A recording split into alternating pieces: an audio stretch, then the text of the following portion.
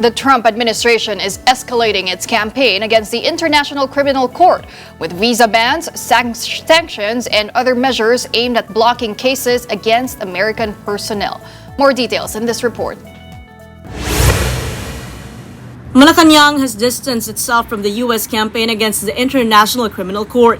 Palace Press Officer Claire Castro said the Philippine government has nothing to do with policies of the United States. This statement follows the Trump administration's announcement of a government-wide campaign against what it called the ICC's threat to its sovereignty. The bid aims to prevent the foreign court from prosecuting American service members and government officials. Proposed measures include diplomatic efforts, visa restrictions, travel bans, and sanctions against ICC personnel and affiliated organizations.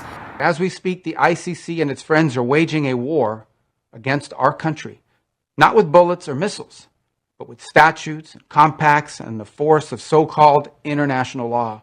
This administration will not sit by as the ICC and its allies seek to threaten our people. The Philippines was a state party to the Rome Statute until former President Rodrigo Duterte withdrew the country from the treaty in 2019. Duterte is now detained in The Hague and will be tried in November over crimes against humanity charges linked to his drug war. But one expert says the Trump administration's pressure campaign won't affect Digong's upcoming trial.